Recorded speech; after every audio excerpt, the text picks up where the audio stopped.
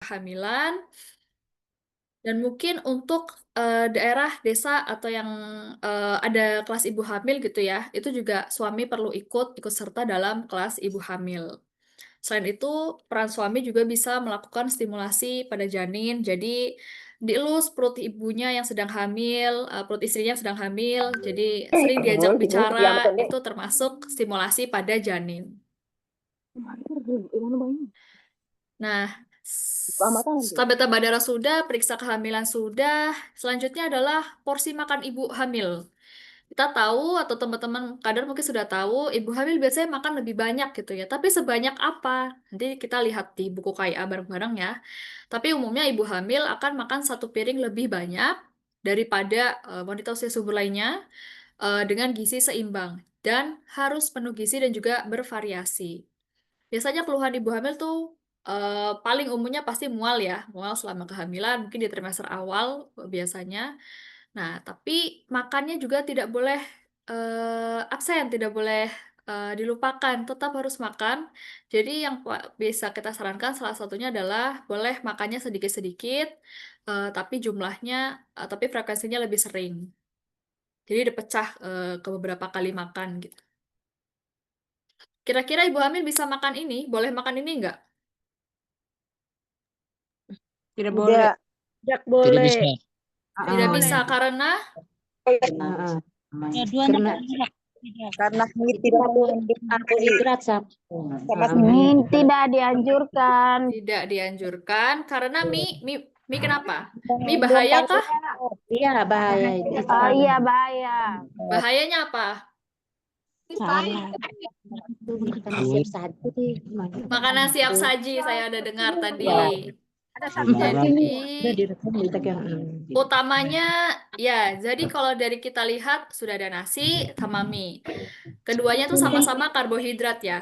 Kira-kira Iya. kalau misalnya ibu ketemu ibu hamil sedang makan ini, terus bapak mama kadar punya kesempatan untuk tambahin atau kurangin suatu bahan makanan, kira-kira apa? Mau ditambahin atau dikurangin apanya dari sini? Kurangi mie-nya. Ya dikurangin, oke.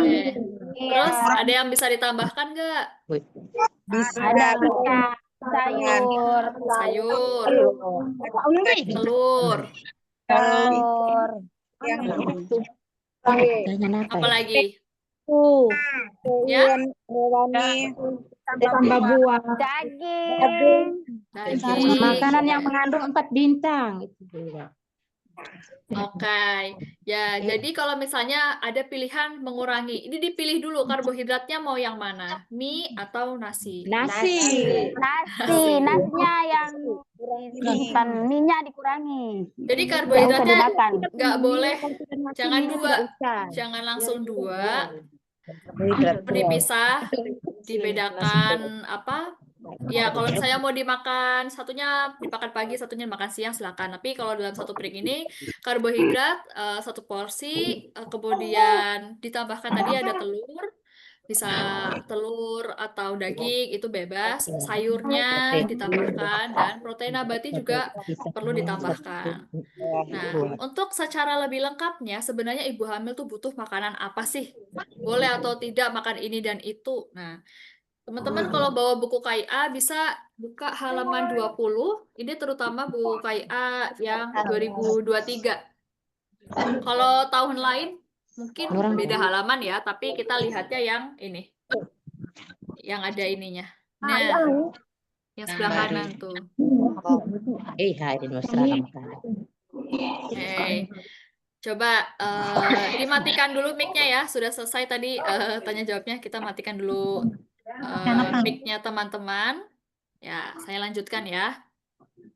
Jadi ibu hamil selain perlu mengkonsumsi karbohidrat, nih nasi atau makanan pokok, di sini ada pembagiannya ya. Ibu hamil trimester 1 perlu konsumsi 5 porsi, ibu hamil trimester 2 dan 3 perlu konsumsi 6 porsi.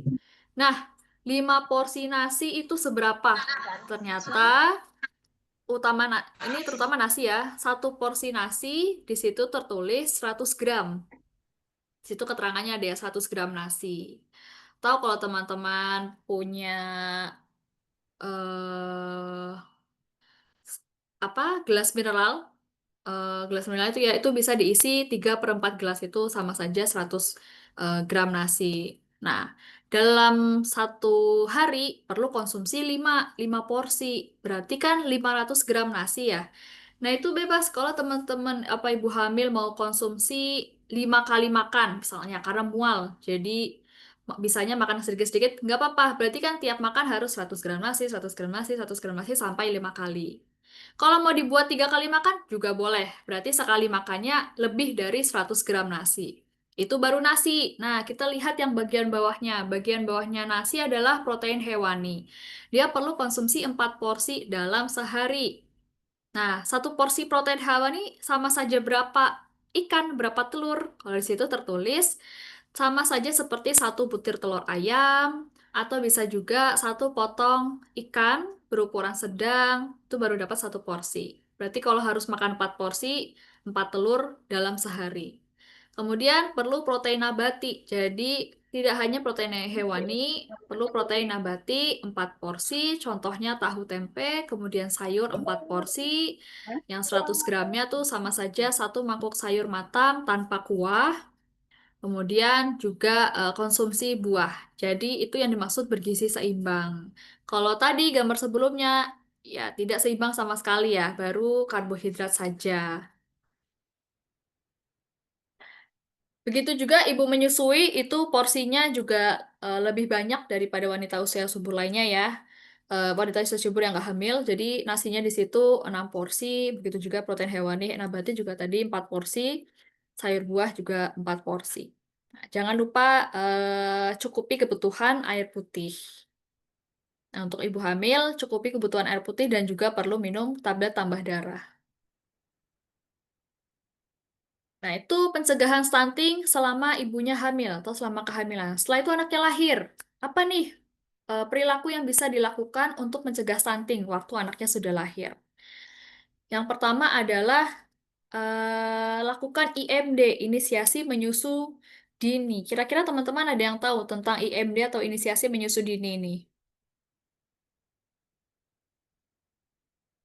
Jadi IMD ini mungkin teman-teman pernah lihat ada bayi diletakkan di dada ibunya waktu habis lahir.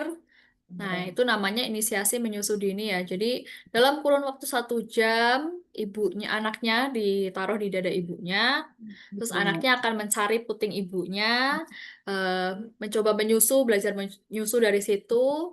Nah, salah satu inisiasi menyusu dini adalah salah satu kunci keberhasilan ASI eksklusif. Jadi agar anaknya sudah kenal puting ibunya dan kedepannya bisa mendapatkan ASI eksklusif. Nah, ini setelah IMD diberikan ASI eksklusif selama 6 bulan pertama. Ingat, eksklusif itu aku dan kamu. Jadi, jangan ada yang lain. Terutama jika tidak ada kondisi apapun, diberikan ASI saja tanpa minuman atau makanan lain untuk anak usia 0 sampai 6 bulan. Ketika tepat 6 bulan, kemudian kita berikan MPASI, ASInya tetap jalan. Jadi bisa dituliskan ASI itu hingga 2 tahun atau lebih. Nah, di sini ada gambar seperti balok-balok ya. Mungkin kalau lihat mainannya anaknya seperti ada balok-balok. Ada yang lebih pendek, yaitu punyanya susu formula, ada yang lebih tinggi, punyanya ASI. Nah, dari yang punyanya ASI dibandingkan dengan yang punyanya susu formula, kenapa punya ASI lebih tinggi? Karena kandungan nutrisi atau kandungan zat gizi yang ada di ASI itu lebih banyak. Contohnya antibodi. Antibodi adanya di ASI, di susu formula tidak ada. Makanya di situ ya dia lebih tinggi ya. Ada antibodinya, ada hormon, ada anti alergi, ada juga hormon pertumbuhan yang bisa mendukung pertumbuhannya si anak dibandingkan susu formula yang hanya mengandung beberapa seperti mineral, vitamin, karbohidrat dan lain sebagainya. Nah, ini yang kemudian ASI atau sufor ya. Dari segi nutrisi, nutrisi ASI itu jauh lebih baik, jauh lebih cukup dibandingkan susu formula. Atau nutrisi dari ASI sudah mencukupi kebutuhan dari anak usia 0 sampai 6 bulan. Dan tetap dipastikan berat badannya bayi juga naik sesuai atau naik memadai. Nah, selanjutnya kira-kira masih sering ketemu nggak kasus di layar ini? Jadi bayi mendapatkan kopi biar tidak step, tidak kejang. Masih ada tidak? Tidak ada. Tidak ada, Bu. Tidak ada. Tidak ada. Syukurlah. Ya, kalau sampai masih ketemu sasaran yang memberikan kopi ke bayinya, ya bisa diedukasi atau ditanya dulu kira-kira kenapa diberikan. Jadi jangan langsung dimarahin ya. Jadi kita tanya dulu ada alasan mungkin di baliknya kenapa diberikan. Karena yang kami temui kenapa masih ada yang memberikan, karena dianggapnya minuman kopi ini akan mencegah kejang pada bayi. Sedangkan faktanya belum ada penelitian yang menunjukkan kopi bisa mencegah kejang pada bayi. Makanya kopi eh, tidak dianjurkan diberikan ke bayi karena nyatanya dia bisa memberikan efek-efek seperti bisa membuat detak jantungnya bayi menjadi lebih tidak teratur. Ini yang bisa bikin tidurnya bayi juga akhirnya nggak nyenyak. Nah, kalau udah kurang tidur, tidurnya nggak cukup, itu bisa mempengaruhi ke pertumbuhannya bayi juga. Kemudian kopi juga bisa beresiko menyebabkan anaknya diare. Kalau sudah diare, kekurangan nutrisi dan dehidrasi. Itu juga kalau dibiarkan terus-menerus, pertumbuhannya juga makin terhambat, kemudian bisa beresiko stunting. Nah, kalau pemberian madu, kira-kira masih ada tidak ke bayi di bawah 1 tahun? Itu kira-kira boleh atau tidak? Tidak boleh. Tidak boleh. Tidak boleh. Nah, madu tidak boleh dikonsumsikan oleh bayi di bawah 1 tahun. Kenapa?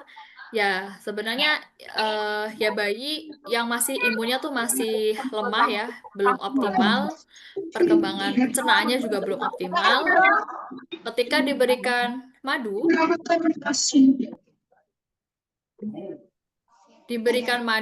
madu ini mengandung bakteri Clostridium yang berbahaya untuk bayi karena bakteri akan melepaskan racun di saluran cerna bayi yang tadi belum optimal dan juga bisa beresiko menyebabkan keracunan langka pada si bayi. Jadi resikonya besar, bahayanya besar.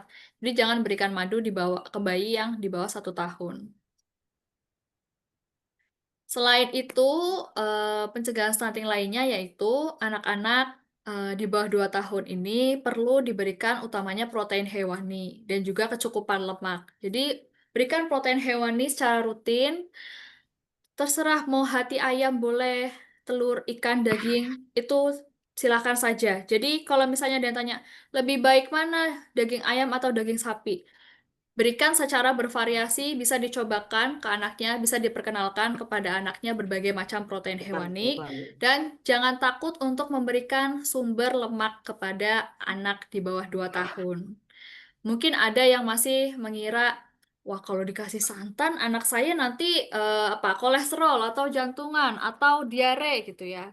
Kita lihat di buku KIA, di situ sudah ada porsi pemberian MPASI dan bahan-bahan apa yang bisa digunakan. Di situ boleh diberikan minyak, boleh diberikan santan, tentu ada porsinya juga. Jadi yang halaman ini ya, halaman 90 kalau di KIA 2023, itu contohnya diberikan minyak sebanyak 10 gram. 10 gram itu sama saja seperti 2 sendok teh. Bisa juga minyak 5 gram berarti 1 sendok teh. Itu boleh. Jadi jangan lupakan pemberian lemak ke bayi karena ya protein hewani dan lemak itu sama-sama berfungsi untuk membantu perkembangan otak dan juga organ. Kenapa bayi umur 6 bulan diberikan MPASI? Ya, kita lihat ya di bawah 6 bulan. Kita lihat dua bayi yang sebelah kiri tuh yang masih semuanya tiduran dan warnanya pink saja. Ya, itu kebutuhan nutrisi sudah cukup oleh si ASI yang warna pink. Ketika dia sudah umur 6 bulan, kebutuhannya itu tidak cukup jika hanya diberikan oleh ASI. Jika hanya dipenuhi oleh ASI, makanya perlu diberikan si MPASI ketika di umur 6 bulan. Sampai dia di umur 2 tahun. Nah, kalau waktu umur 6 bulan sampai 8 bulan, kebutuhan ASINya memang masih lebih banyak, sekitar 70%, MPASI-nya 30%. Nanti naik umurnya ke 9 sampai 11 bulan, itu sekitar 50% ASI, 50% MPASI. Nanti dari umur 1 tahun ke 2 tahun, lebih banyak MPASI-nya untuk memenuhi nutrisi si bayi. MPASI memenuhi hingga 70%, sedangkan ASI-nya 30%. Makanya mungkin anak sudah 1 tahun, itu mulai ASI-nya kok cuma ini aja ya, malam aja ya mau tidur. Ya memang nutrisinya sudah dipenuhi oleh MPASI, jadi nggak apa-apa. Tapi kalau misalnya masih 6 bulan, ASINya juga masih perlu diberikan. Jadi kalau misalnya cuma malam saja itu bisa jadi masih kurang. Jadi masih diberikan ASI hingga 2 tahun atau lebih.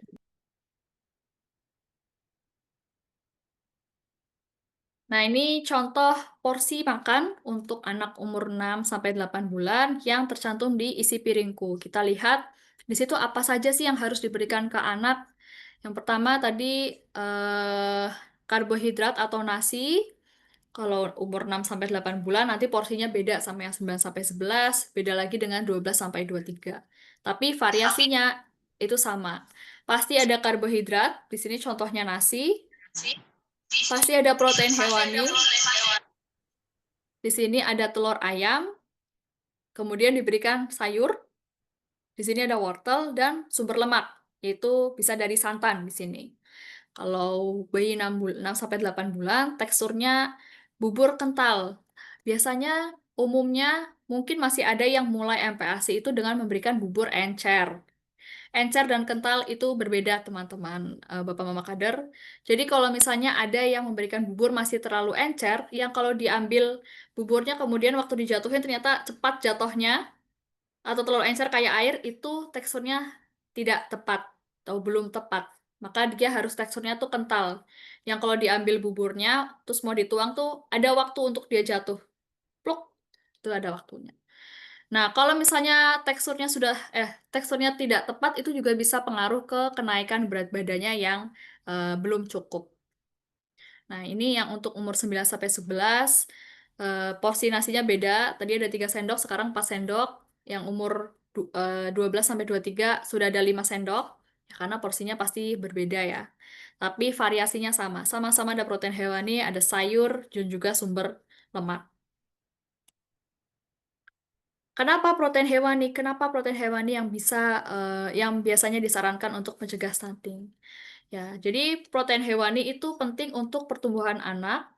Dia itu bisa protein hewani itu yang akan membangun jaringan di otak dan juga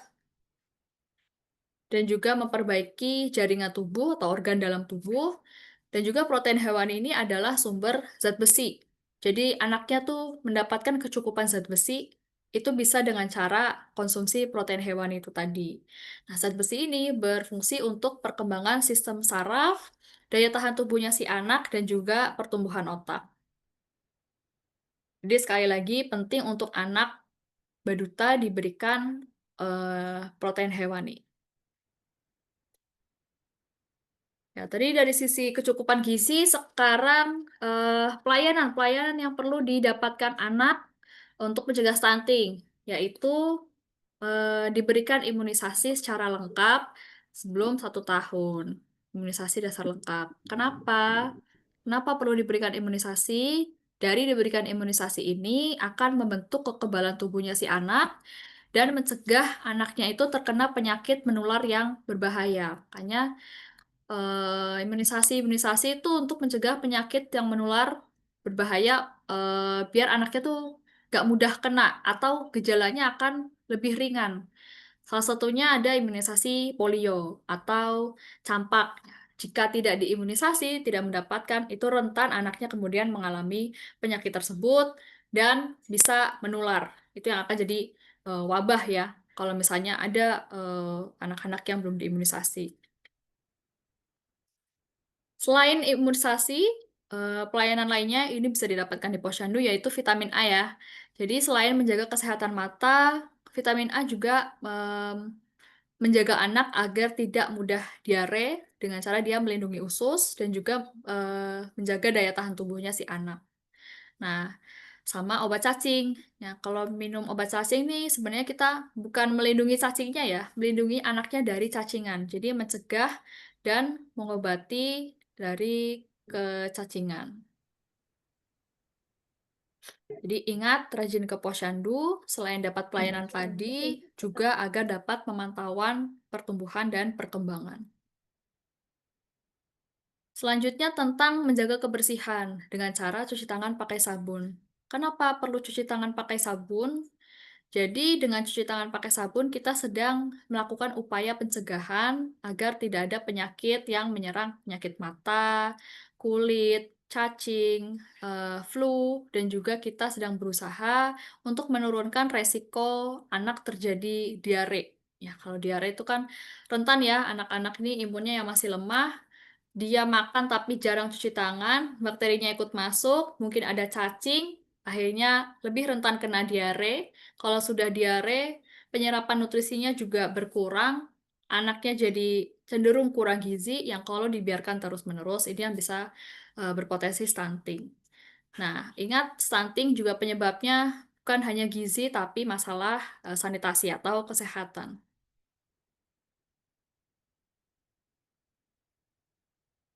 Ya, alasan lainnya adalah mengapa perlu cuci tangan. Jadi kuman itu yang ada di tangan, yang ada di mungkin teman-teman habis pegang uang gitu ya, itu sangat mudah ditularkan. Kita habis megang apa, salaman, pegang wajah, pegang meja, pegang HP, itu kuman penyakit sangat mudah ditularkan melalui tangan. Apalagi tanpa sabun, kotoran dan kuman ini masih tertinggal di tangan. Nah, dengan menggunakan sabun, kita sedang bilas bersih si kotoran dan kuman ini. Dan juga cuci tangan mengurangi resiko diare sebanyak 42-47%. Kapan waktu-waktu penting untuk cuci tangan pakai sabun? Sebelum menyiapkan makanan, sebelum makan untuk diri sendiri, dan juga sebelum memberikan makan ke anaknya atau sebelum memberikan ASI. Kemudian sehabis buang air besar, setelah menceboki bayi atau dari kamar mandi, dan juga dari ketika setelah dari luar rumah atau ada kontak dengan hewan. Ini juga ada di buku KIA. Silakan bisa teman-teman cek. Nah, dari yang tadi teman-teman sudah pelajari, kita simpulkan dengan 3 pesan kunci stunting. Jadi kalau di rumah, kan penjelasannya tadi sangat banyak ya. Mungkin ibunya kalau kita nggak simpulkan, jadi apa aja ya tadi ya gitu ya. Jadi kita bantu simpulkan dengan mengingatkan 3 pesan kunci. Yang pertama, kunci pertama apa itu stunting? Kita jelaskan kembali, gangguan tumbuh kembang karena kekurangan gizi kronis, sering sakit, dan kurang menjaga kebersihan. Kemudian kunci yang kedua, apa akibat atau bahaya stunting, yaitu kurang cerdas dan mudah sakit. Dan kunci yang ketiga adalah bagaimana cara cegah stunting. Dengan minum tablet tambah darah bagi ibu hamil, konsumsi makanan bergizi seimbang, menjaga kebersihan atau cuci tangan pakai sabun, anak mendapatkan ASI eksklusif, IMD ASI eksklusif, MPASI kaya protein hewani, dan ASINya dilanjutkan hingga 2 tahun atau lebih. Kemudian rajin ke posyandu, dan ingat 3 pesan kunci stunting.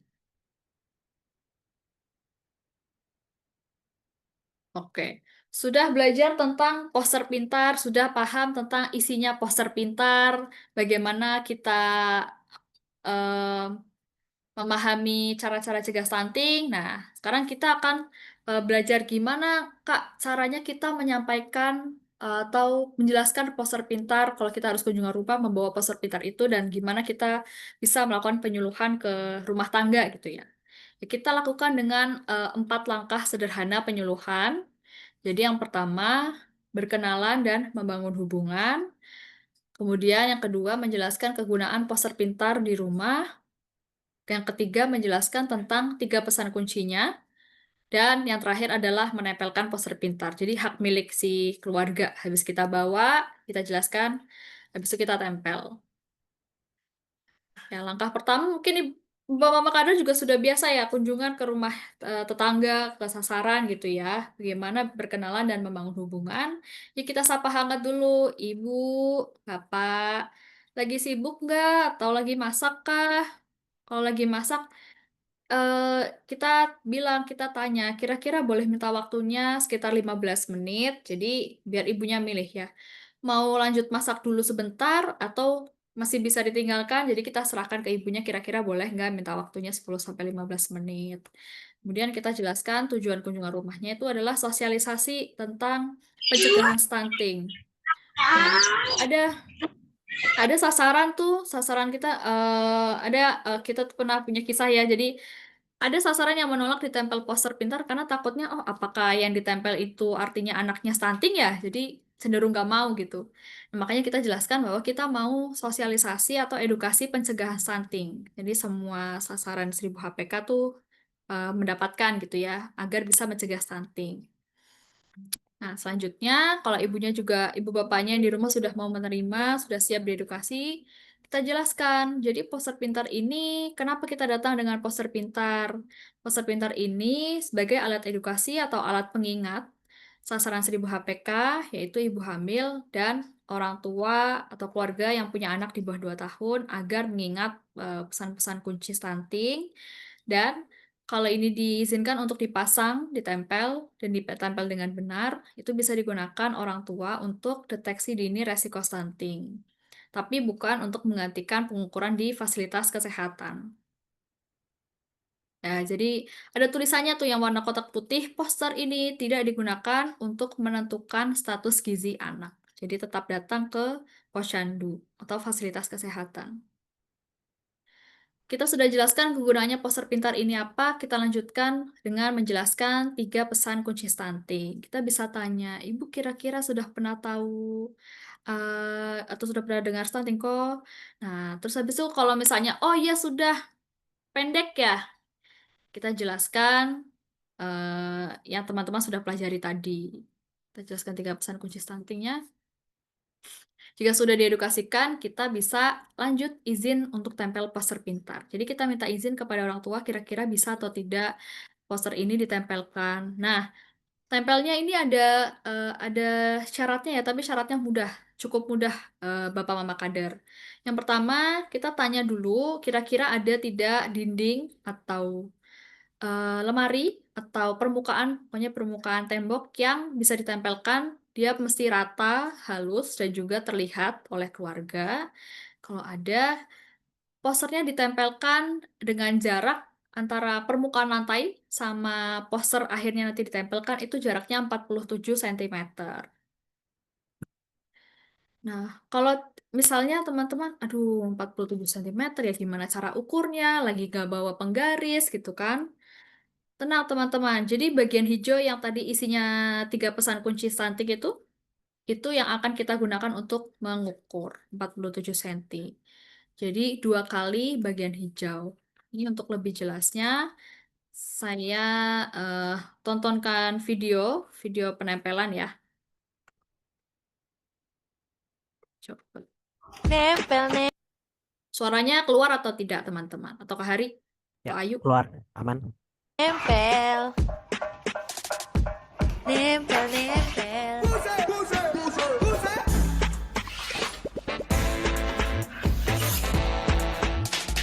Nempel, nempel. Nempel.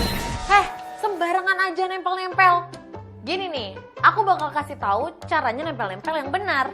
Jadi, balik posternya dulu, ada garis ditandai, lalu 2 kali sampai ketemu garis lagi, lalu kita tandai lagi, ini sudah 47 cm. Lalu dibalik. Ini baru benar, jangan asal nempel-nempel.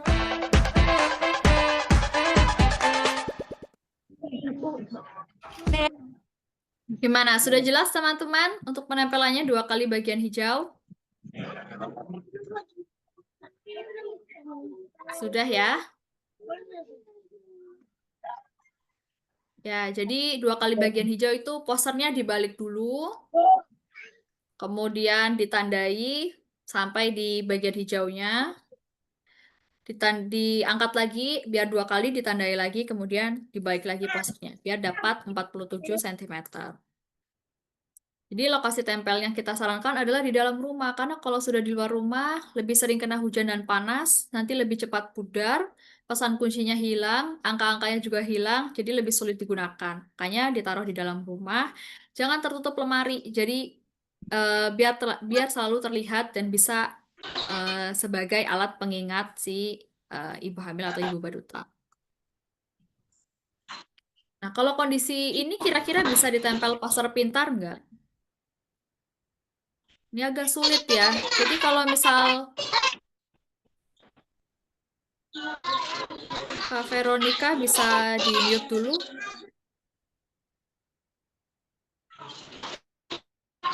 Ya, kalau kondisinya kayak di sebelah kiri ya, itu kan ya selain dindingnya atau pintunya nggak terlalu rata, anaknya bingung nih, ini mau ngukur berdirinya di mana karena pijakannya kecil ya, jadi agak sulit anaknya untuk diukur. Makanya tidak kita sarankan seperti yang sebelah kiri, begitu juga yang sebelah kanan.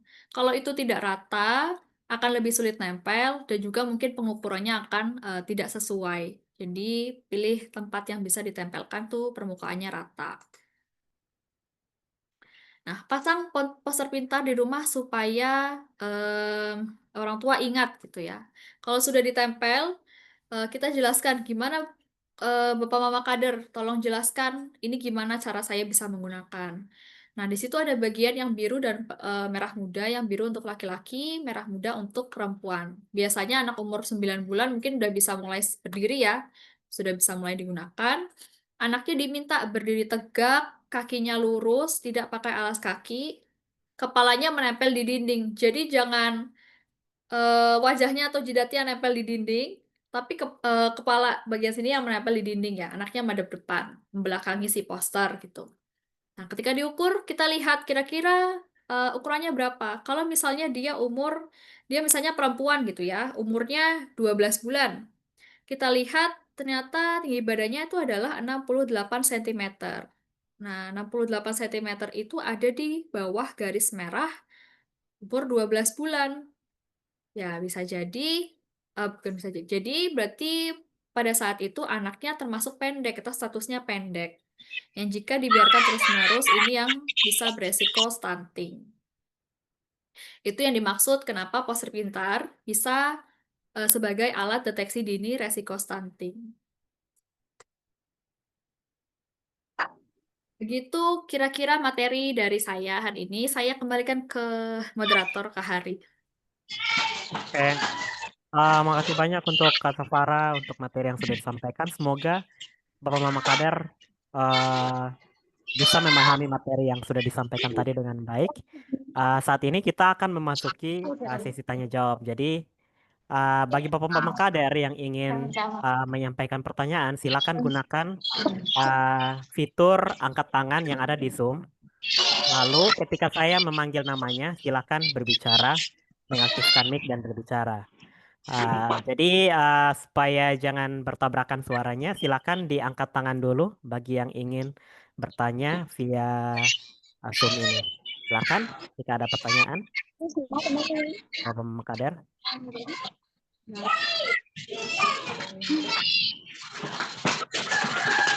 Ini yang atas nama Mama Anastasia Aboina Sogen, apakah mau bertanya?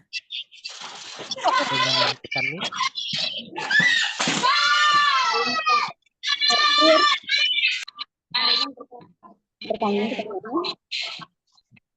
Atau Mama Maria Goretti. Ada mau bertanya kah? Silakan yang ingin bertanya mengangkat tangannya sambil menunggu. Ini ada pertanyaan di kolom chat yang mungkin bisa dibahas dulu oleh Kak Safara dari Ibu Nurdiana Utomo Lamahala. Pertanyaannya, bagaimana dengan gen orang tuanya pendek? Apakah anaknya yang pendek tersebut dikatakan stunting? Jadi berhubungan dengan gen, apakah stunting berhubungan dengan gen atau tidak? Mungkin bisa dijawab, disimak oleh Bapak Mama Kader yang lainnya dan silakan siapkan pertanyaannya karena waktu kita masih cukup banyak, sekitar 20 menit lagi. Silakan Kak Safara. Ya, oke, terima kasih. Jadi pertanyaannya kalau orang tuanya sudah gennya pendek, apakah anaknya sudah pasti pendek gitu ya? Oke, yang pertama mungkin kita sulit untuk menentukan sebenarnya orang tuanya tuh gennya pendek atau tidak. Kita nggak pernah tahu. Dulunya orang tuanya juga sudah sejak dulukah pendek atau sudah sejak dulukah kekurangan nutrisi. Itu nggak bisa ditebak-tebak berhadiah ya. Jadi sulit untuk bilang orang tuanya punya gen pendek. Nah, kedua adalah kita ingat definisi stunting. Jadi tadi kan definisinya adalah stunting adalah gangguan tumbuh kembang yang diakibatkan oleh kekurangan gizi. Jadi penyebabnya adalah kekurangan gizi, bukan karena keturunan, bukan karena gen. Kalau anaknya didiagnosa stunting gitu ya, itu pasti pengaruhnya itu kebanyakan dari nutrisi yang kurang dipenuhi selama terutama di periode 1000 HPK. Selain itu, selain nutrisi itu berpengaruh secara besar pada eh, pada pertumbuhan anak, terutama di 2 tahun, pengaruh gen atau pengaruh keturunan itu berperannya sedikit kalau misalnya anaknya masih di bawah 2 tahun. Nanti ketika dia sudah masuk umur 8 9 tahun, kita lihat dia tinggi badannya mungkin nggak kurang sesuai dengan umurnya atau dibandingkan dengan teman-temannya kurang, itu mulai masuk pengaruh-pengaruh gen tadi. Tapi kalau masih di bawah 2 tahun atau baru lewat 2 tahun sedikit ya, 3 tahun gitu ya, itu masih dipengaruhi oleh nutrisi. Nah, makanya kita perlu melakukan pencegahan stunting itu sejak ibu hamil. Ibu hamilnya dicukupi kebutuhan nutrisinya sampai anaknya juga 2 tahun. Jadi kesimpulannya, apakah anak orang tua pendek, anaknya pasti pendek? Tentu tidak, karena stunting penyebabnya adalah kekurangan gizi dalam waktu yang lama. Habis itu kita nyalahin gen, padahal salahnya adalah di kekurangan nutrisi yang dibiarkan terlalu lama. Nah, selain itu, kalau misalnya teman-teman tahu, eh, wanita-wanita Korea mungkin kita taunya mereka tinggi-tinggi gitu ya, tumbuhnya tuh bagus gitu ya. Itu kalau 20 tahun yang lalu dibandingkan dengan sekarang, mereka itu 20 cm lebih tinggi yang sekarang. Karena apa? Karena operasi kah? Ya, bukan. Tapi karena akses kesehatannya dan juga pemenuhan nutrisi di negara tersebut sudah jauh lebih baik. Makanya tingginya itu sudah bisa 20 cm lebih tinggi daripada dibanding 20 tahun lalu. Dari penelitian juga ada penelitian dari Badan Kesehatan Dunia ya, ke ribuan anak, 8.000 anak, ada dari berbagai negara, India, Amerika. Itu dipilih anak-anaknya yang lahirnya normal, jadi maksudnya lahirnya tidak prematur, ibu hamilnya waktu hamil juga sehat, tumbuh di lingkungan sehat, ibunya tidak merokok, ibunya tidak minum alkohol, anaknya juga diberikan ASI. Dari semua negara itu menunjukkan bahwa pertumbuhan anak-anak ini setara atau sama. Jadi itu karena diberikan nutrisi yang cukup gitu. Jadi jawabannya adalah tidak ya, orang tua pendek tidak mesti anaknya juga pendek karena stunting berhubungan dengan kekurangan gizi bukan genetik ya. Nah, mungkin tambahan lagi sedikit Kak Hari, sorry. Tambahan, nah, misal gini, misal ketemu ya dengan ibu hamil yang kek atau yang kekurangan energi kronis. Ibu hamilnya malnutrisi kan, berarti kekurangan gizi. Apakah anaknya bisa kekurangan gizi? Nah, itu baru bisa, karena kan hubungannya sama kekurangan gizi. Jadi ibu hamil kek yang lingkar lengannya di bawah 23,5, itu juga bisa berpengaruh ke anaknya, bisa lahirnya mungkin berat badannya akan kurang, atau mungkin resikonya lahir prematur itu bisa, karena itu hubungannya dengan kekurangan gizi sejak kehamilan. Kembalikan. Oke, makasih banyak Kak Safara untuk jawabannya. Semoga menjawab pertanyaan dari Ibu Nurdiana. Selanjutnya kita lanjut di kolom chat ada dari Ibu Bella Making. Silakan kalau Ibu Bella Making mau langsung menanyakan memakai apa via Zoom, silakan via mic. Ibu Bella Making, silakan. Adakah? Oke, kalau belum saya bacakan saja pertanyaannya. Kalau Ibu Florence Lilik Yuliana, apakah bisa aktifkan mic? Ibu Florence, silakan diklik bagian gambar mic untuk menghilangkan dulu dan berbicara.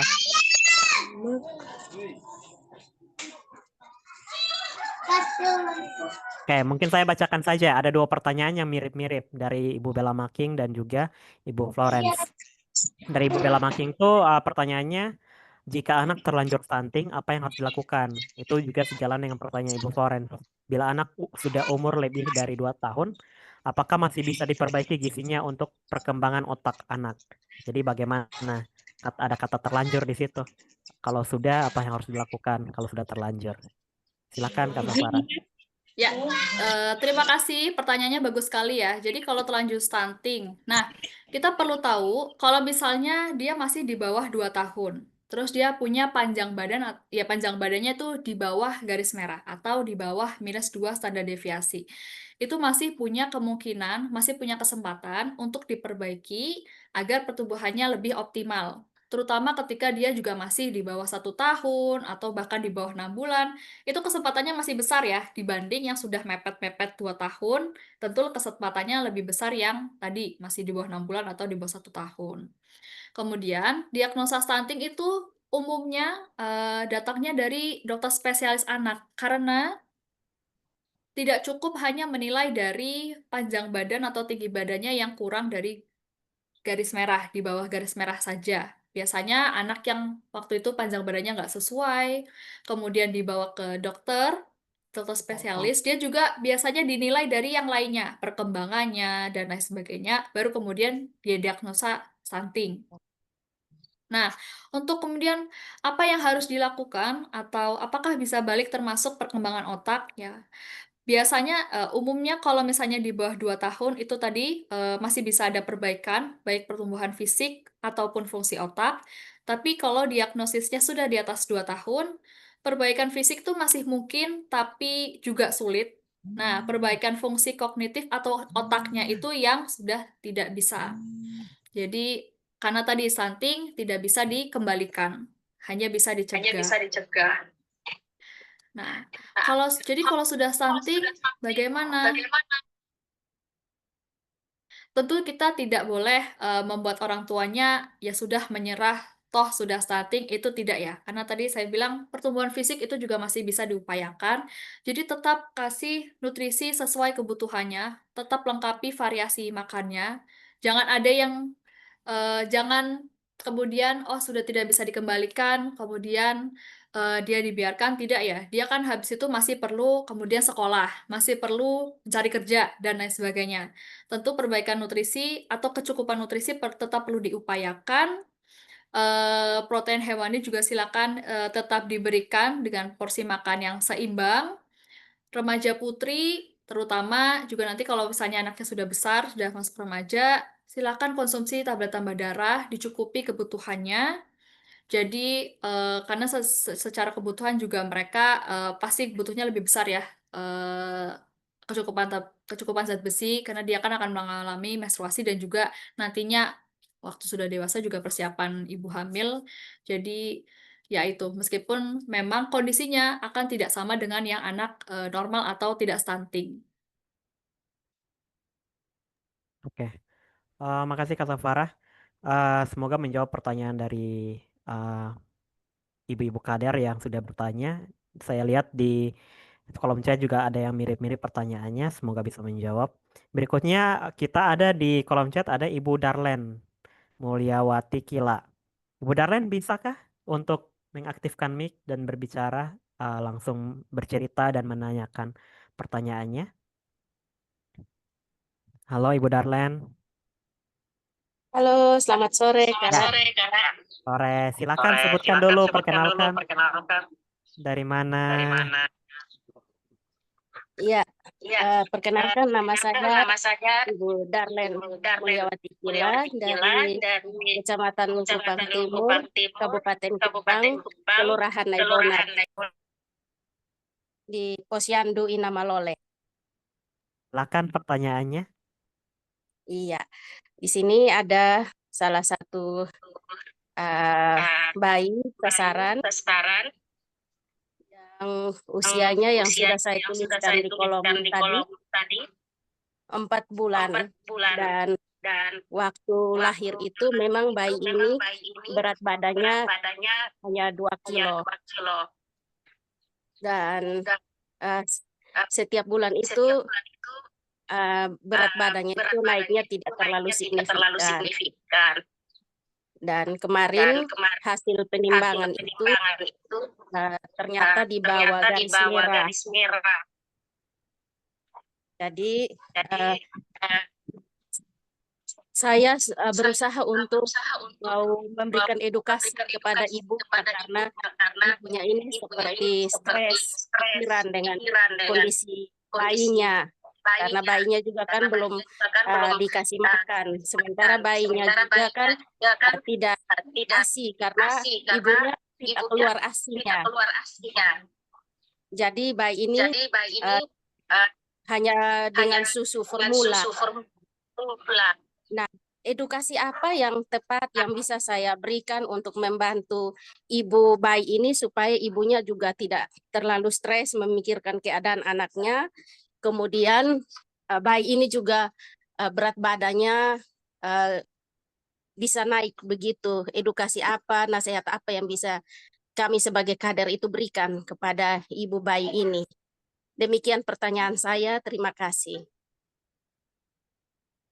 Ya, terima kasih atas pertanyaannya Bu Mama Darlen. Jadi dari sejak lahir itu memang sudah di bawah sudah BBLR ya, di bawah 3,5 kilo atau 2,5 kilo atau 2.500 gram. Jadi dari kondisi tersebut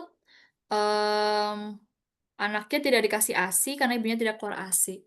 Ya. Ya. Jadi dari BBLR beratnya sudah BBLR itu memang ada resiko dia kenaikan berat badannya memang tidak seperti yang tidak BBLR gitu ya, yang berat badan lahirnya baik-baik saja atau di atas 2,5 itu memang bisa terjadi. Kemudian anaknya tidak mendapatkan ASI karena tidak keluar ASI ya. Ini sejak awal kah atau seperti apa? Karena bisa jadi karena lahirnya prematur itu mungkin sedikit sulit keluar ASI, tapi masih bisa diupayakan. Mumpung anaknya masih 4 bulan ya. Jadi ketika kondisinya masih terutama di bawah 6 bulan, masih di bawah 1 tahun, masih di bawah 6 bulan, itu masih bisa diupayakan. Kalau mau dikasih ASI lagi, itu anaknya dan ibunya sering-sering kotak kulit.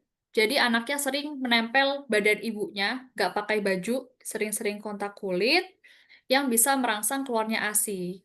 Nah, bayinya itu eh, akan sering apa ya menempel putingnya ibunya gitu ya, akan sering mencari putingnya ibunya agar bisa merangsang keluarnya si ASI juga.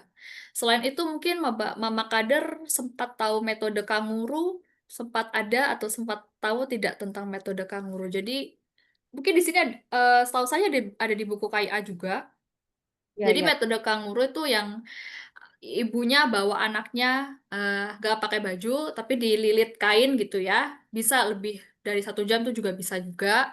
Nah, itu bisa juga mendukung anaknya bisa kenal lagi dengan puting susu ibunya. Jadi dengan kasih kotak kulit, memberikan kehangatan untuk anaknya, bantu bayinya kasih rasa aman atau tenang gitu ya. Eh, dan metode Kangur ini juga bisa meningkatkan kemampuan bayi dalam menyusu. Itu yang bisa dari hisapan bayi ini bisa merangsang produksinya si ASI-nya si ibunya lagi agar bayinya bisa mendapatkan nutrisi yang cukup. Jadi kalau dari prinsip ASI itu sebenarnya semakin sering ASI dihisap, semakin sering anaknya menghisap puting ibunya, itu semakin banyak juga produksi si ASI-nya bisa keluar. Itu salah satu yang bisa dicobakan. Kedua, itu kalau mengusahakan ASI ya. Nah, kedua, ini kan sudah dikasih sufor. Ternyata masih berat badannya masih kurang, tapi kira-kira mengalami sakit atau enggak? Sempat diare atau tidak dengan karena minum sufor atau enggak? Ya. Bayi ini akhir bulan kemarin sampai awal bulan ini dia kulitnya itu kemerah-merahan, gatal Hmm, dan badannya sering hangat seperti itu. oke, ya. Bisa jadi salah satu resiko susu formula itu kan menyebabkan diare atau alergi ya. Jadi bisa jadi anaknya alergi susu sapi, kemudian tidak cocok, dan anaknya akhirnya sakit atau ya tadi tandanya demam ya. Nah, kalau sudah begitu, Sufor itu memang perlu diberikan karena indikasi medis karena saran dari dokter atau tenaga kesehatan. Nah, itu silakan Ibu Mama Darlene juga mendampingi si sasarannya untuk konsultasi ke tenaga kesehatan. Bagaimana kalau sudah minum Sufor tapi timbul alergi dan minta bantuan untuk kembali ke ASI. Itu yang salah satu tadi disarankan saya ya kontak kulit itu perbanyak kontak kulit karena hisapannya bayi itu akan merangsang keluarnya si ASI. Apakah mungkin di awal anaknya tidak dilakukan IMD atau ya belum dicobakan kontak kulit dengan ibunya? Eh, Kebetulan dia juga melahirkannya di puskesmas, jadi pasti saja dari nakes itu sudah kasih kasih tahu untuk IMD.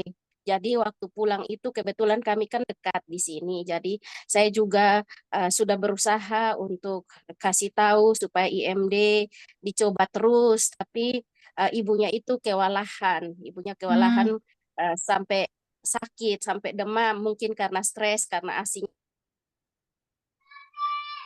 sakit seperti itu. Jadi selanjutnya itu saya sudah kehabisan akal mau buat bagaimana lagi karena memang asinya tidak bisa keluar sejak awal mereka pulang dari puskesmas itu. oke. Ya, sembari mungkin prosesnya juga nggak akan cepat tiba-tiba ASI keluar kalau dari saran saya tadi. Jadi, sembari konsultasi, karena tadi efek mungkin habis efek dari minum sufornya malah alergi atau ya konsultasi ke tenaga kesehatan, tanda-tanda merahnya itu karena apa? Apakah alergi atau penyebab lainnya? Sambil dicobakan kontak kulit antara ibu sama anaknya tidak perlu pakai baju, itu dipeluk, diberi kehangatan karena anaknya ya belum bisa dikasih makanan lain ya. Dan itu juga karena mumpung anaknya masih di bawah 6 bulan. Jadi ini sangat banyak kesempatannya ya. Jadi jangan lupa untuk konsultasikan juga ke tenaga kesehatan ya, Mama Darlene. Siap, Ibu. Terima kasih atas pertanyaannya. Ya, Saya terima kembalikan ke kasih Kak banyak. Hari. Oke, oke. Terima kasih. Mungkin masih ada beberapa pertanyaan menarik. Biar cepat, saya akan rangkumkan. Ada dua pertanyaan menarik yang mirip-mirip. Yang pertama dari Ibu Sofia dan yang kedua dari Ibu Maria. Itu pertanyaan Ibu Sofia katanya, apakah anak yang lahir prematur jika ditimbang berat badannya tidak sesuai umurnya, apakah dinyatakan stunting? Nah, kalau dari Ibu Maria Rusmianti bertanya, apakah anak dengan panjang badan waktu lahir 48 cm, apakah sudah didiagnosa stunting? Baik, terima Oke. kasih. Ya, terima kasih. Jadi keduanya sebenarnya masih di bawah 2 tahun ya. Ini sama-sama baru lahir. Ternyata panjang badannya tidak sesuai. Ini tidak bisa langsung didiagnosa stunting. Memang dia termasuknya pendek, em, apa namanya status panjang badannya ya kalau misalnya di plotting di grafik panjang badan per umur bisa jadi dia statusnya pendek tapi ingat tadi kalau masih di bawah 2 tahun periode 1000 HPK-nya masih panjang masih bisa diupayakan agar dia keluar dari status pendeknya itu agar panjang badannya kemudian bisa masuk normal dan sampai 2 tahun ke atas dia tidak masuk kondisi pendek, jadi udah lepas dari status pendeknya itu. Dia tidak bisa langsung didiagnosa stunting karena dia masih di bawah 2 tahun.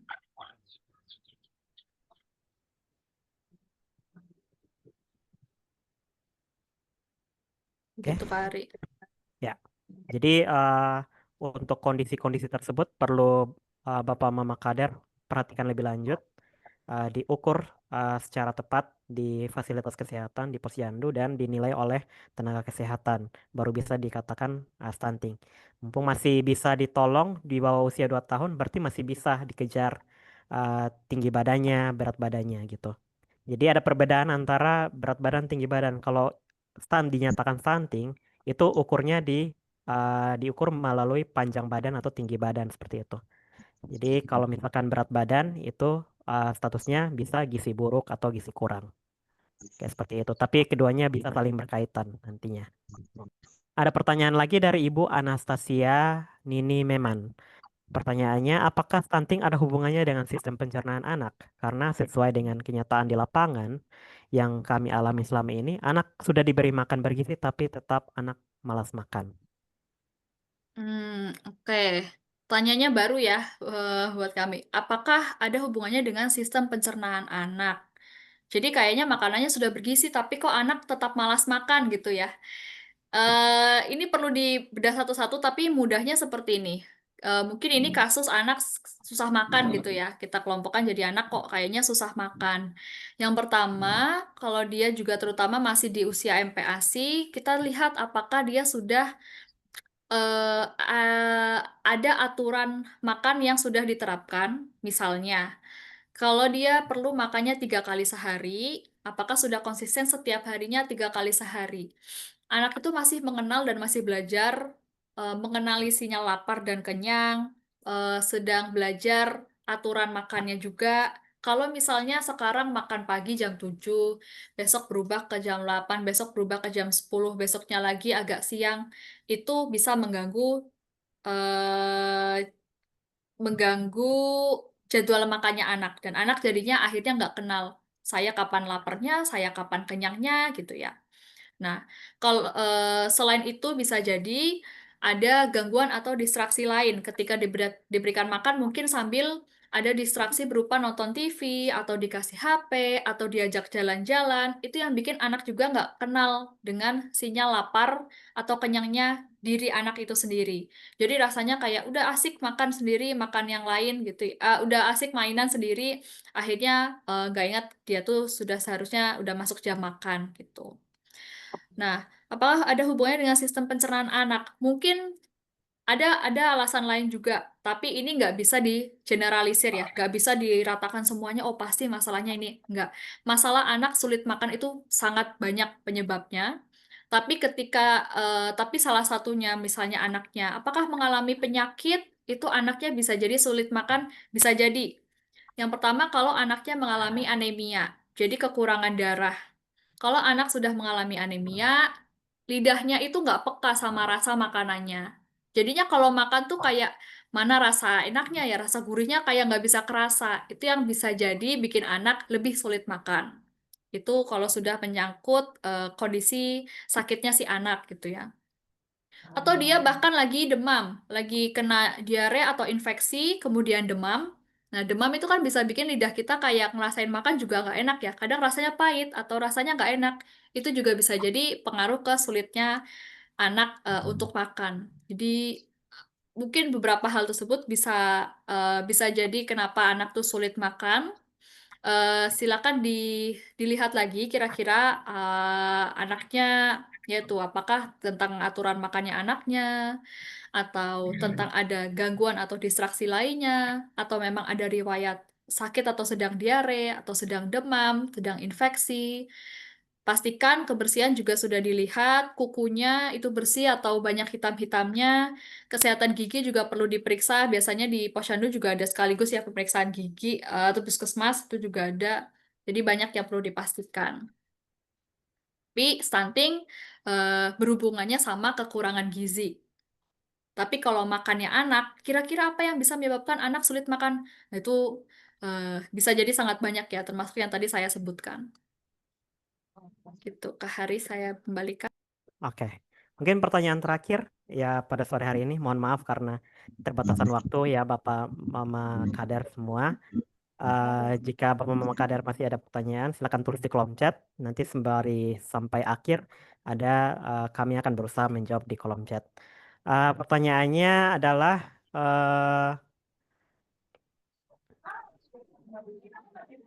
sebentar, saya lihat dulu yang mana yang bisa dipilih, yang mungkin belum terjawab dari tadi.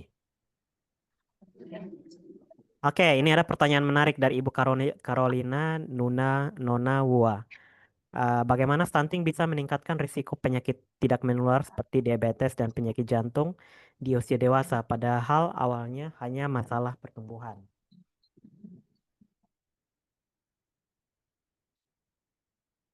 Masih mute, Kak. Oh maaf. Oh ini pertanyaannya menarik ya. Gimana bisa masalah pertumbuhan yaitu stunting yang karena kekurangan gizi bisa menyebabkan penyakit tidak menular seperti misalnya diabetes atau PTM-PTM lainnya. Jadi yang pertama adalah stunting yang stunting atau kekurangan gizi dalam waktu lama itu kan akan mempengaruhi bagaimana perkembangan-perkembangan organ dalam tubuh ya. Otak, organ dalam tubuh, jantung, hati, dan lain sebagainya, ketika tidak tumbuh optimal, tidak berkembang optimal, tentu fungsinya juga tidak optimal. Betul ya? Intinya ada gangguan pertumbuhan dan juga perkembangan yang dialami si anak karena kekurangan gizi tadi. Nah, gangguan-gangguan tadi atau organ-organ yang tadi tidak berkembang secara optimal, akhirnya fungsinya juga tidak optimal, pengaruhnya ke penyakit-penyakit tadi. Misalnya, kalau apa ya misalnya? Misalnya diabetes deh, gitu ya, diabetes. Em, Kalau misalnya diabetes itu kan hubungannya sama gula. Kalau tubuh kita organnya normal, kita tuh bisa eh, mengatur gula yang masuk ke dalam tubuh kita itu disebarkan ke mana saja, disebarkan ke seluruh tubuh secara merata sesuai kebutuhannya. Ketika organnya tidak berkembang secara optimal, dia nggak ngerti harus disebarkan secara merata atau penggunaannya akan diatur sebagai kayak gimana. Organnya nggak mengerti. Nah, kalau sudah tidak mengerti, akhirnya gulanya masuk terus, tubuh kita nggak peka bahwa gula yang sudah masuk itu sudah banyak, tubuh kita nggak tahu cara ngaturnya, organ kita nggak tahu. Akhirnya itulah yang bisa menyebabkan diabetes, karena tubuh kita sudah tidak bisa mengatur atau tidak bisa peka gitu ya. Oh, ini gulanya sudah banyak. Itu yang salah satunya contohnya seperti itu. Kenapa bisa pengaruh ke penyakit tidak menular. Gitu. Oke, semoga menjawab pertanyaan dari Ibu Carolina. Jadi berhubungan dengan pertumbuhan atau perkembangan organ-organ dalam tubuh ya. Jadi contoh kalau misalkan pankreas itu kan mengatur gula darah kan. Kalau tidak bertumbuh dengan baik, maka nanti metabolisme tubuhnya susah gitu. Jadi sebenarnya tadi seperti yang Kak Safara bilang, susah untuk diserap penyerapannya atau pembagiannya ke organ-organ tubuh yang lain. Begitupun jantung mungkin bisa saja mengalami penyakit jantung di masa yang akan datang karena tidak bertumbuh berkembang secara optimal. Mungkin mohon maaf karena keterbatasan waktu, kami sangat senang menghargai dan sangat mengapresiasi Bapak Mama Kader semua yang sudah sangat aktif dalam proses kali ini, sesi tanya jawab. Dan kita tutup ruang tanya jawab. Kita akan lanjut ke sesi yang terakhir di sore hari ini, yang mungkin saja ditunggu-tunggu oleh Bapak Mama Kader semua, dinanti-nantikan sejak informasi di grup disebarkan, yaitu sesi door prize. Jadi kita akan sama-sama mengundi Bapak Mama Kader yang sudah menonton video dan mengerjakan kuis dan mendapatkan nilai 160 ke atas. Itu nama-namanya sudah masuk di kami dan kami akan undi nama-nama tersebut. Lalu setelah diundi, nama-nama tersebut akan mendapatkan door prize. Satu kader akan mendapatkan Rp500.000. Dan hari ini akan ada 4 kader yang beruntung untuk mendapatkan door prize tersebut. Jadi Bapak Mama semua siap untuk mengikuti door prize. Silakan dipasang telinganya, dilihat di layar nanti namanya kira-kira muncul atau tidak untuk kita ketahui bersama siapa yang memenangkan door prize hari ini. Namun perlu diketahui bahwa Bapak Mama Kader saya akan mengundinya lalu memanggil nama yang muncul di layar yang menjadi pemenang. Akan saya panggil sebanyak 3 kali. Jika nama tersebut tidak hadir, maka saya akan undi lagi dan diganti dengan pemenang yang jadi dibatalkan pemenang kalau tidak mengangkat tangan atau menyampaikan kehadirannya di kolom chat atau menggunakan suaranya.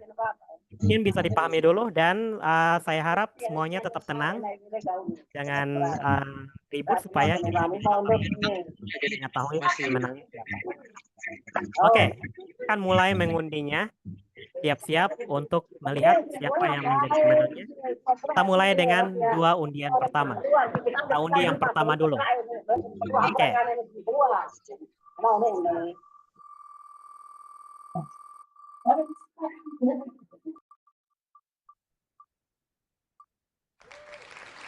Ibu Intan binti Ismail. Apakah ada?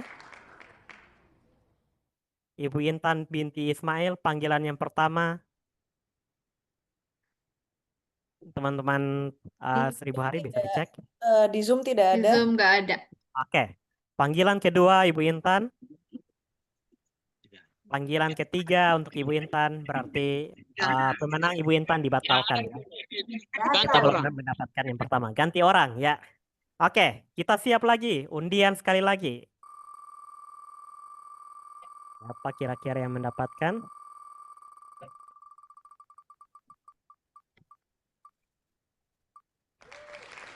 Ibu Marcelina Burawerang. Apakah hadir? Panggilan pertama, Ibu Marcelina Burawerang.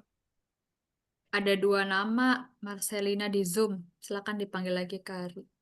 Ibu Marcelina Burawerang, panggilan yang pertama. Marcelina atau Marcelina? Marcelina kan? Marcelina. Maaf, Marcelina Burawerang, panggilan yang Marcelina pertama. nggak ada. Oh ya, Marcelina adanya, bukan Marcelina. Marcelina Burawerang kedua. Marcelina Burawerang ketiga, sayang sekali tidak beruntung. Mari Ganti. kita undi lagi, ganti lagi.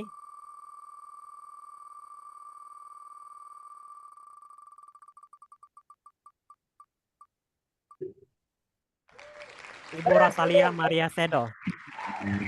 Panggilan yang pertama. Rosalia Maria Sedo.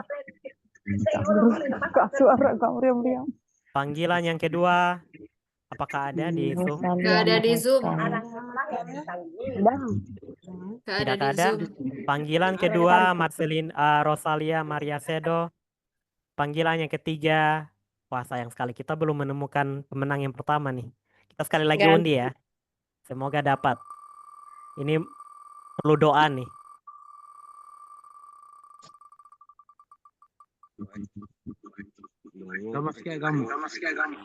Ibu Maria Domongga Nona. Panggilan pertama, Ibu Maria Domongga Nona. Nggak ada, Har, di Zoom. Panggilan kedua, Ibu Maria Nona. Panggilan ketiga. Panggilan ketiga, Ibu Maria Nona. Sayang sekali. Wah, ini yang beruntung tidak hadir semua nih. Kita lagi, lanjut lagi ya.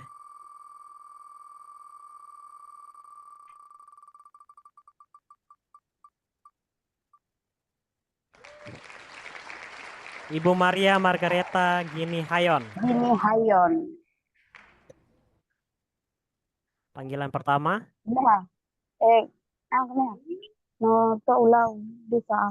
Ada juga, Har.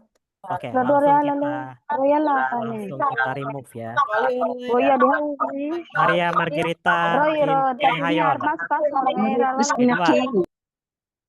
Maria Gini Hayon, panggilan ketiga. Oke, langsung kita batalkan. Kita lanjut, lebih cepat lagi.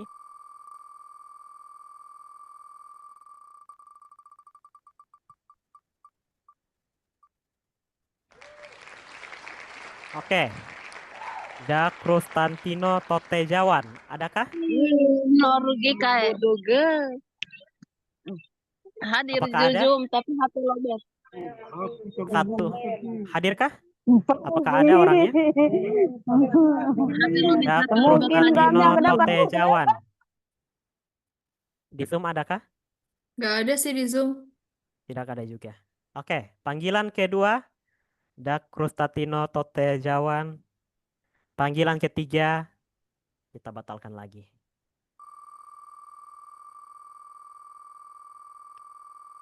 Silakan doanya diperkuat.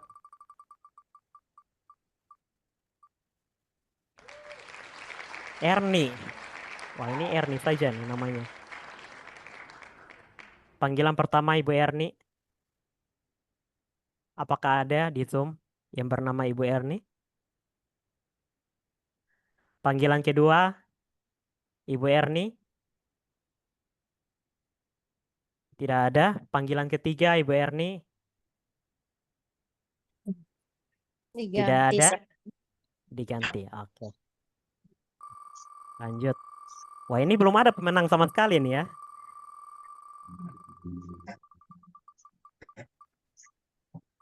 Kami lagi menunggu, Bapak. Jayane Novalin Pulo. Hadirkah? Nggak ada di Zoom. Nggak ada juga. Oke, Tidak langsung ada. kita. Mau remove aja. Nama saya Julaika. Ini kita saring dari banyaknya saya nama. ke Ibu. Kami tunggu lama sekali nih, Kak. Oke. Kita undi supaya adil ya. Kalau dipilih tidak adil dari banyaknya kader. Jadi kita. Ya, betul juga Oke. sih. Afilia Kedati Werang. Nggak Adakah? ada di Zoom. Tidak ada. Ada. Oke, langsung ya. Langsung Oh, aja. tidak ada Zoom, langsung.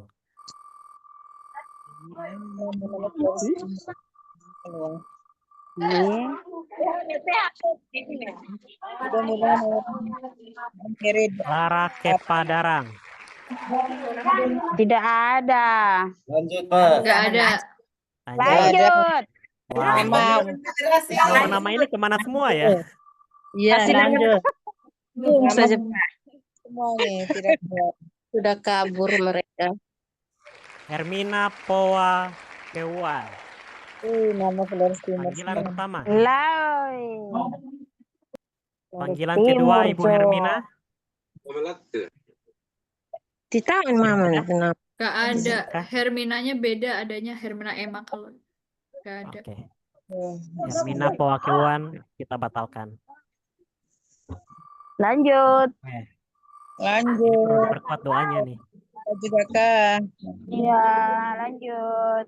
Alhamdulillah. Nunggu giliran. Carminda Niga da Costa. Carminda. Hadirkah? Carminda Niga da Costa. Ada keluar di ganti juga. Hadirkah?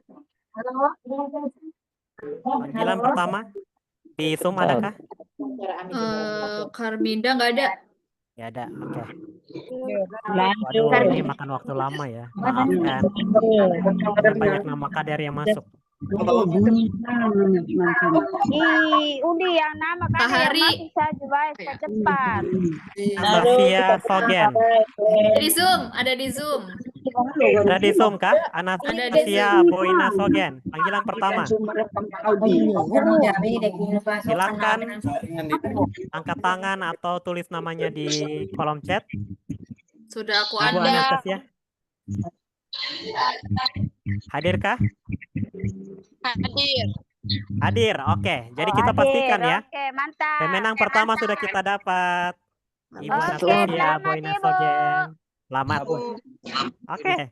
Kita Selamat lanjut ya. ke nama berikut. Masih ada, tenang. Mama-mama kader, bapak-bapak kader masih ada. Jadi tenang. Masih 3 lagi. Oke, kita siap. Lanjut. Cari pemenang kedua. Ayo diperkuat doanya. Kami berdoa sampai 1000 kali juga kalau pakai itu ya kan dapat semua. Ignacia Utokerai. Adakah? Halo. Ini dari apa? Ketua pesertanya nggak ada. Ignacia Utokerai ada? Nggak ada di Zoom. Nggak ada. Oke, Ya langsung ada, ganti. lanjut. Lanjut.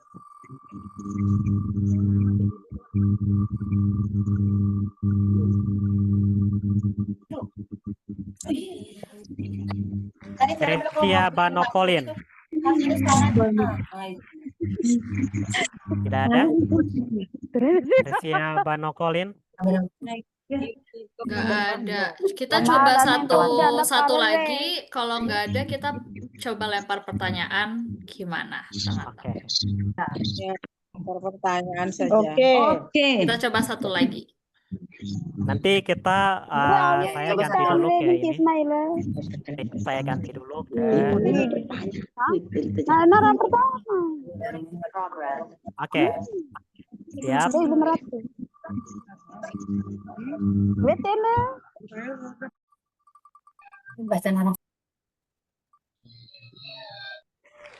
Dominika Bindi. Adakah? Tidak ada. Dominika nggak ada. Nggak ada ya. Maria Wununiron. Ini udah ganti kabupaten ya, Kak? Ya. Tahun di beberapa kali dulu ya. Gaudensia Ngoleh. Adakah di Zoom? Nggak ada. Oke. Pertanyaan mungkin harus. Oke, sekali lagi ya.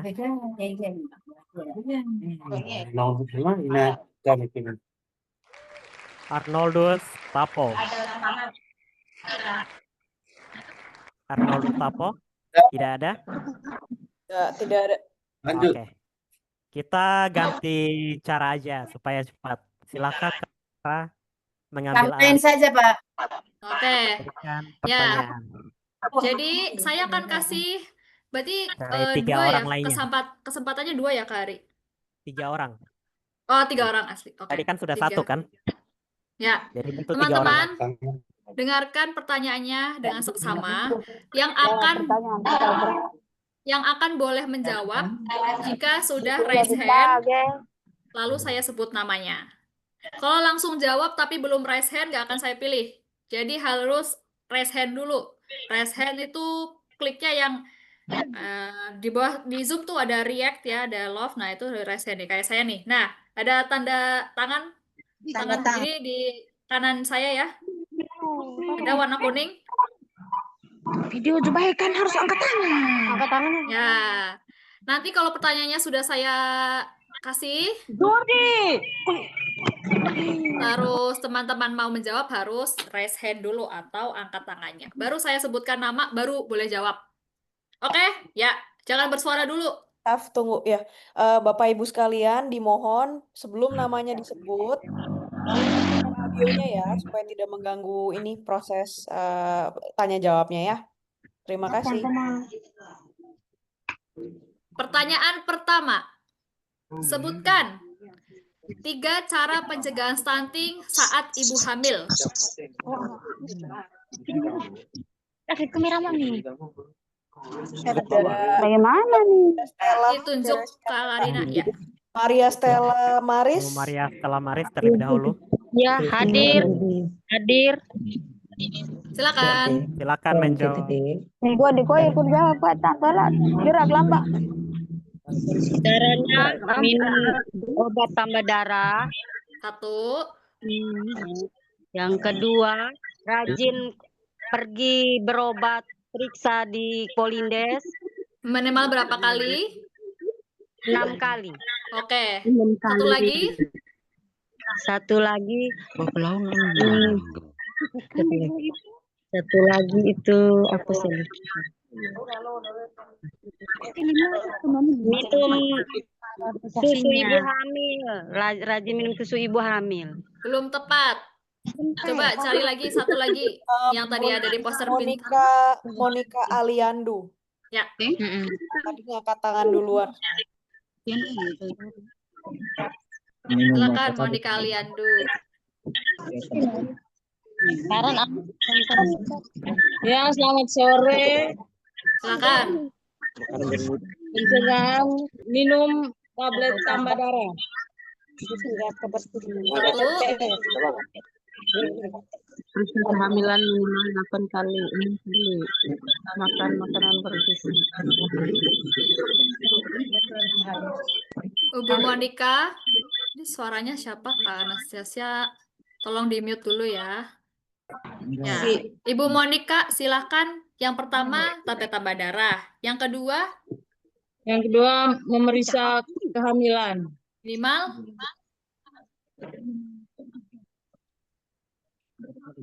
Berapa kali? 6 kali. Oke, yang satu lagi?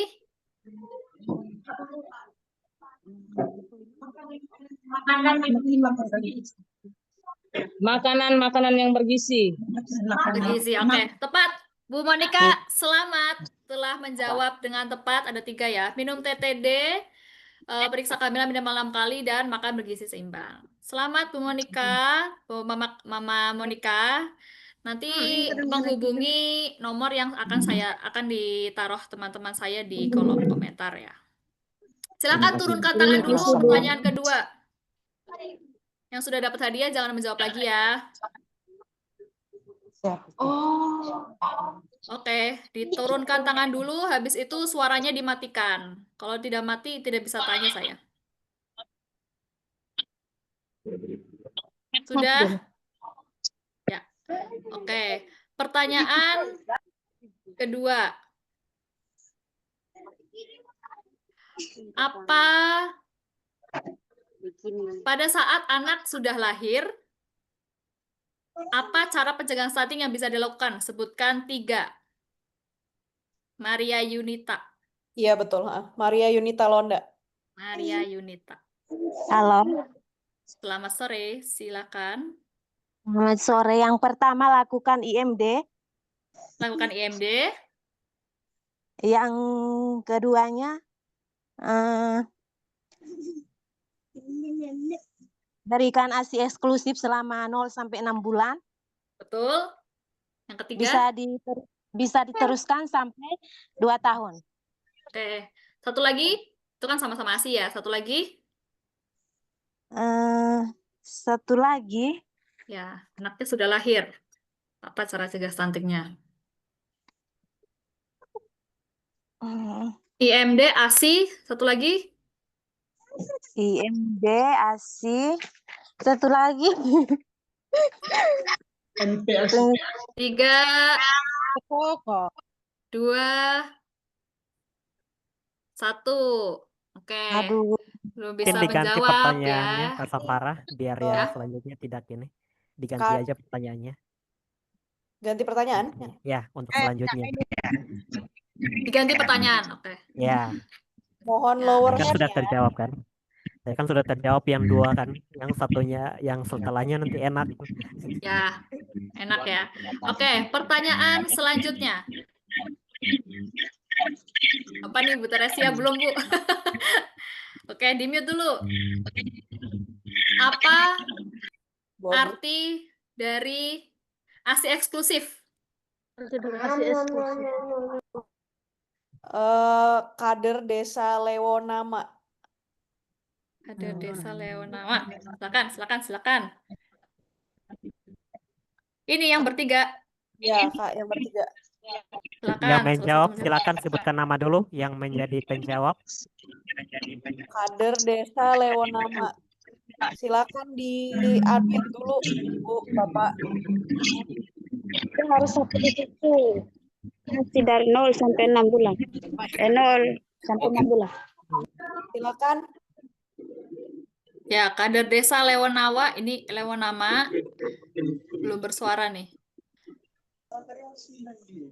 Kader desa Lewonama, nama Maria Gunoniron. ASI eksklusif itu artinya bahwa anak dengan usia 0 sampai 6 bulan ada nih diberikan ASI atau tidak ada makanan-makanan lainnya. Tepat. Itu yang Sip. Dengan nama siapa maaf tadi Bu?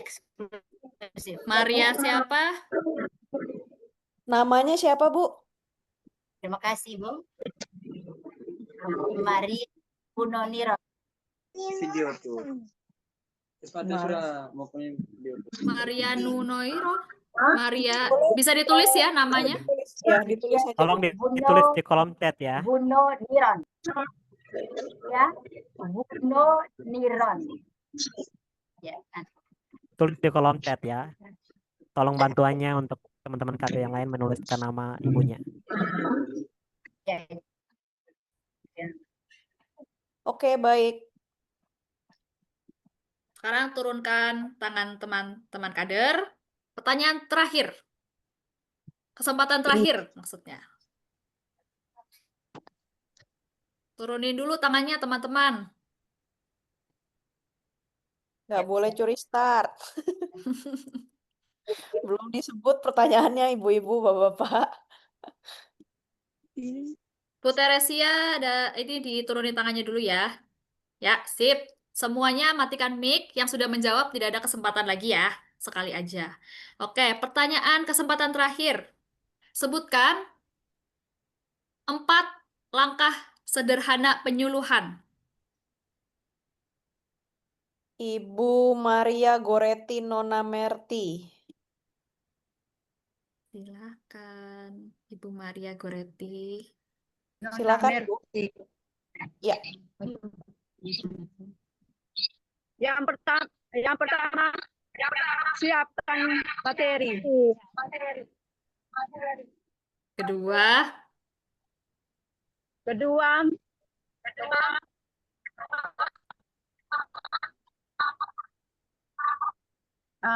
Setelah siapkan materi,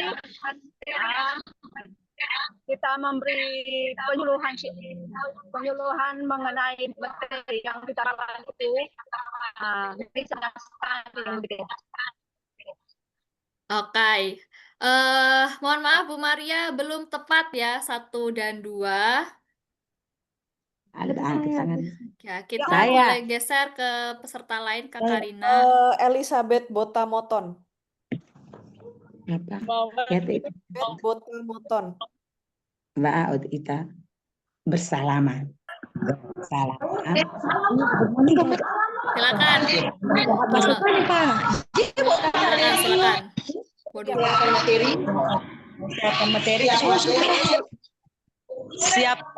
Siapkan materi yang akan dibawakan.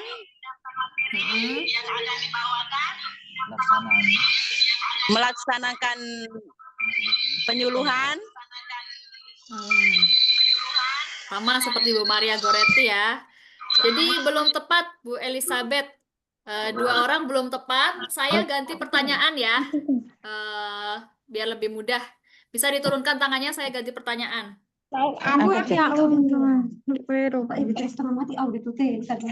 Yuk, kesempatan terakhir teman-teman. Kesempatan terakhir. Oke. Bu Maria Goretti nanti aja dulu Bu. Bu Maria Goretti nanti diturunin tangannya dulu Bu. Ya, oke. Oke. Apa saja yang dimaksud dengan 3 pesan kunci stunting?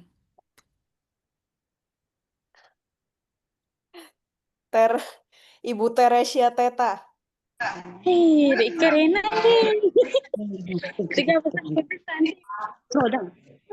Ibu, maaf, masih di mute Bu, boleh diaktifkan audionya Ibu Teresia Teta. Silakan Bu. Tiga kata penting stunting, yaitu pertama harus mengerti apa artinya stunting. Yang kedua adalah kita harus tahu apa akibat dari stunting itu. Dan yang ketiga adalah cara mencegah stunting itu. Betul. Tepat Bu Teresia Teta. Mantap, mantap. Terima kasih Bu. Terima kasih Ibu-Ibu. Terima kasih Mama Bapak Kader yang sudah antusias mengikuti kuis. Ya, kesempatan sudah berakhir ya Kak Hari. Terakhir kan ini kan? Ya, sudah kita Ya, sudah sudah. mendapatkan 4 pemenang. Jadi bagi Ibu Anastasia, Ibu Monica, Ibu Maria Wunoniron, dan Ibu Teresia Teta, selamat sudah memenangkan door prize. Silakan menghubungi nomor yang saya tulis di kolom chat. Kami tulis di kolom chat untuk diproses hadiahnya. Jadi mohon bersabar. Ketika sudah menghubungi, nanti akan diproses. Jadi harap bersabar dalam 1 minggu ke depan. Pasti akan diproses oleh teman-teman kami di kantor. Dengan berakhirnya sesi ini, maka berakhir juga pertemuan kita pada hari ini. Sekali lagi, makasih banyak untuk Bapak Mama Kader semua yang sudah hadir. Semoga ilmunya bermanfaat. Dan semoga Bapak Mama Kader sehat selalu dan bisa menjalankan tugas dengan baik. Selamat sore dan salam sehat untuk kita semua. Sampai jumpa. Salam sehat. Terima kasih Bapak Mama Kader.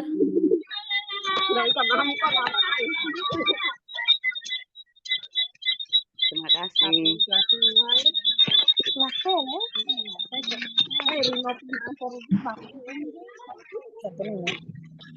Dah usikan.